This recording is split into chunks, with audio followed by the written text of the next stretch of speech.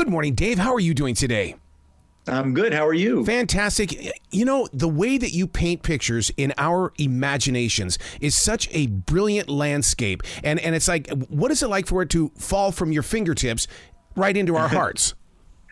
Well, thanks. That's that's a very poetic way of putting it.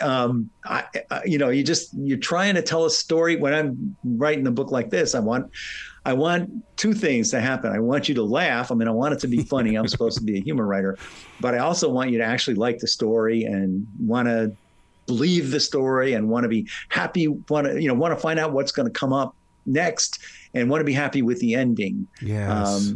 So that's the goal. That's what you're always working for when at least what I am when I'm writing a novel. Well, it's an automatic to love it because you deal with the melon monster. I mean, my God, I mean, that's going to become an everyday word now. Are you being a melon monster?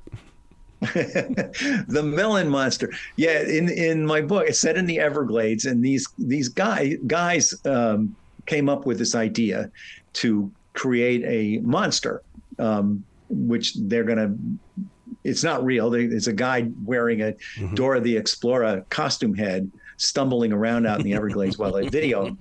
But they want to make that into a reality TV show. They're a bunch of incompetent stoners. And it shouldn't work out, but it does. It explodes, it blows up on TikTok, and they become really famous. The original idea for that, when I was a kid, I went to a camp called Camp Sharperoon in upstate New York. And the scary story that they would tell you at night at Camp Sharperoon was called the Watermelon Baby. Oh, man. I won't even go into one, but it's this thing with this giant head. Yep. That's what got me the idea of like the giant head. And then I was looking for how would you create a giant head if you were incompetent stoners? And that's when I came up with the idea of the Dora the Explorer costume head, which one of them puts on. Well, I love the way that you interweave the internet into this, because young readers are going to pick this up and they're going to say, wow, he lives in my world. Oh my God, videos and TikTok and things like this. Yeah, thank you. The TikTok thing was really from my daughter, who's 23 now. And I want to stress she's an intelligent person and she has a job and everything. But she, like so many people of her generation, watches TikTok, sees TikTok. And, for the benefit of our listeners who are not familiar with TikTok, it's an app that was invented by the Chinese government to prevent the United States from ever doing anything productive ever again. Basically, you get on this, and it's just a whole bunch of short videos, and you go, and they're just random as hell. You go, look at these dogs doing this cute thing. Oh my goodness, look at that, people doing that dance. Oh wait, is that the Pope? Oh wait, here's a woman making ravioli using a tennis racket. Oh wait, there's more dogs. Like the next thing you know, night has fallen and you're still in your pajamas. So anyway, it's addictive that way. But the thing about it is, like, anybody with a phone can make one of these things. Yep. And if just the right number of things happen, millions of people can see it. And that's what happens to these stoners in this book. They're melon monsters for reasons have nothing to do with competence, becomes an international phenomenon, and hijinks ensue. It takes place in the Everglades, and I think that's one of the draws to the book for me, because not even 2 miles from here, there's a flatland swamp, as we call it, and I love going over there just to listen to everything around it. Were you at the Everglades when this story came into mind? I mean, because you really do paint that picture of, like, I really was there. Yeah, I had, for various different reasons, done stories in the Everglades. And when I first moved to Miami, I thought of the Everglades as just an endless, undifferentiated swamp. And then once you've been there a while, you begin to realize there is much more to it than just the swamp and the gators and the snakes and the birds.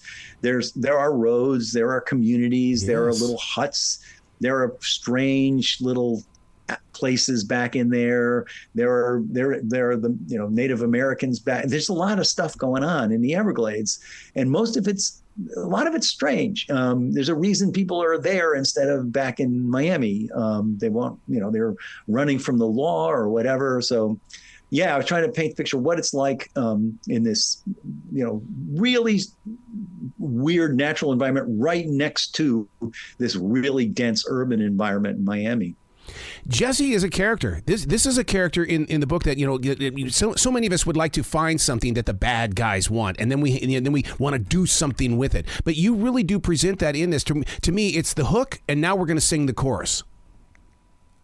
Yeah, Jessie is in my mind, the main character in the book. Yeah. She's a young woman who's stuck out there. She had a baby by this guy who's brought her out to the Everglades. He wants to make the reality TV show, and he's a jerk, and she has come to realize what a jerk he is, and she desperately wants out, but she has no money, whatever.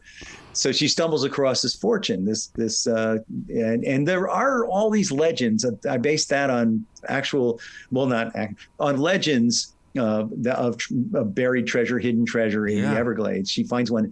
But there's some horrible guys who are also trying to find it, and they figure out that she has it. But I love Jessie. She's a tough lady, and does well in the book. Well.